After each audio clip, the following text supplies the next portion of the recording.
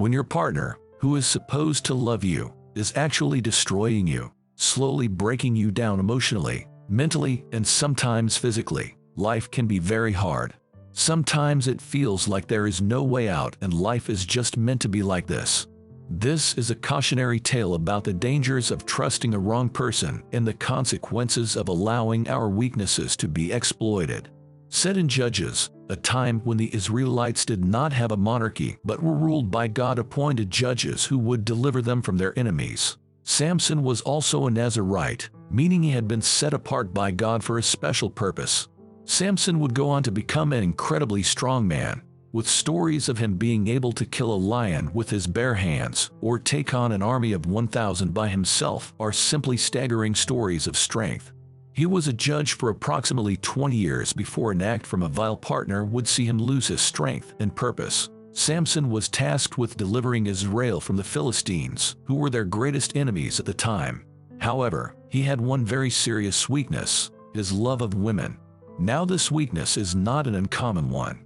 How many times have you been or know someone who easily jumps headlong into love, declaring they have found the one, only for it to end in tears and heartbreak? Samson met a woman named Delilah, who lived in the valley of Sorek. Delilah was a Philistine, and she was stunning, not unlike Samson, as he was tall, strong, and handsome. However, there is one difference: Samson was about to be played right from the start.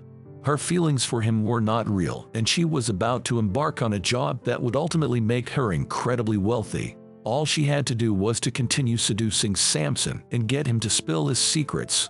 Nothing new for her, as she was known to be cunning and manipulative. This is why the Philistine kings chose her.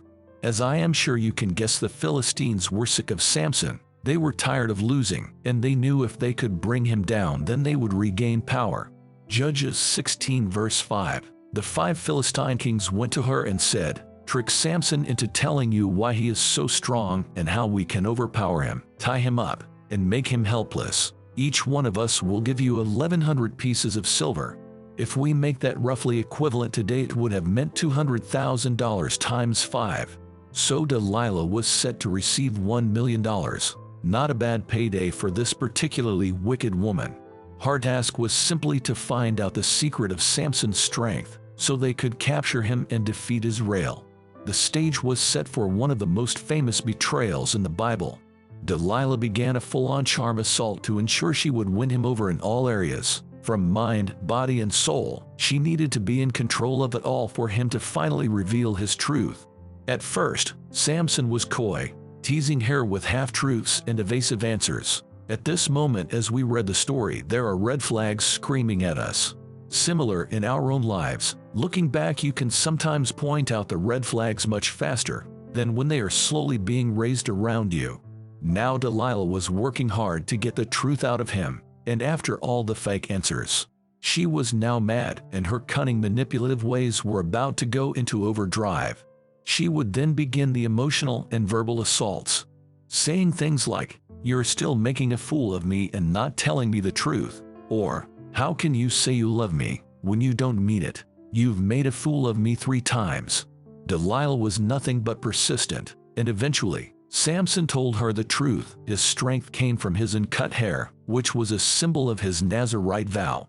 Delilah saw her opportunity and waited until Samson was asleep in her lap.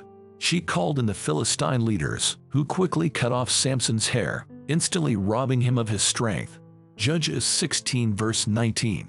Delilah lulled Samson to sleep in her lap and then called a man, who cut off Samson's 7 locks of hair. Then she began to torment him, for he had lost his strength. Once she had exactly what she wanted from Samson, her true nature was shown. She showed absolutely no remorse. She never uttered the words, "Sorry, Samson, for deceiving you."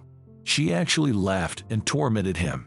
Samson would have been shaken to the core. In that moment when he woke up, he had lost his luscious long locks, the love of Delilah, and his strength. But most importantly, God had left him. God had been ever present in Samson's life from the beginning. He was now alone. There would have been such despair and loneliness that would have descended on Samson. Samson, a broken, weak man, was then easily captured, and to add insult to injury, he was tortured and blinded. a once great warrior and judge for the Jewish people, was now forced into the darkness underground in prison. He spent day in day out, walking in circles as was tasked to grind grain in prison. But the story does not end there. All the while he had been in prison in the dark, Samson's hair had been growing, and unbeknown to him also his strength. One day, the Philistine rulers held a great feast in honor of their god Dagon. After one-to-many drinks, one guest wanted to see the great Samson, so they brought Samson out of prison to entertain them. Samson only asked to be placed between two pillars so that he could lean on them for support. It was in this moment that Samson prayed to God for strength. "Sovereign Lord, please remember me. Please, God, give me my strength just this one time more, so that with this one blow I can get even with the Philistines for putting out my two eyes." And he pushed against the pillars with all his might, bringing the entire building down on himself and the Philistine rulers. Samson killed more Philistines in his death than he had during his entire life. Samson was a flawed man, but in his final act, he was able to redeem himself and serve God in a powerful way. We too can find forgiveness and redemption through repentance, no matter how far we may have strayed from our path. So, what else should we take from this story? First and foremost, we see the dangers of allowing ourselves to be deceived by those who do not have our best interests at heart. Delilah was a master manipulator, and Samson's love for her clouded his judgment, leading to his downfall. We must be careful in our relationships, ensuring that we are not being taken advantage of or manipulated by others. A toxic person may lie to us, making us doubt our own perceptions and causing us to second-guess ourselves. We should be wary of people who repeatedly lie to us, especially about important matters. Also, people who use emotions to manipulate and control us, making us feel guilty or ashamed if we don't do what they want. The Bible tells us to guard our hearts and minds against manipulation. Proverbs 4 verse 23 says, "Keep your heart with all vigilance, for from it flow the springs of life." We should be discerning in our relationships and not allow ourselves to be manipulated by someone who does not have our best interests at heart. In some relationships, a person may try to weaken us physically or emotionally, making us feel powerless and vulnerable. This is never a good position to be in and often takes a significant event to show you exactly how bad your situation is. If you are feeling this way, in your moments of need, the Bible tells us to rely on God's strength, not our own. Psalm 55 verse 22, "Pile your troubles on God's shoulders, He'll carry your load, He'll help you out. He'll never let good people topple into ruin." Or Philippians 4 verse 13, "I can do all things through Him who strengthens me." We should put our trust in God, rely on His strength, and not allow anyone to make us feel weak or vulnerable. This story also points out the importance of remaining faithful to our commitments to God. Samson's strength was derived from his Nazirite vow, a promise he made to God.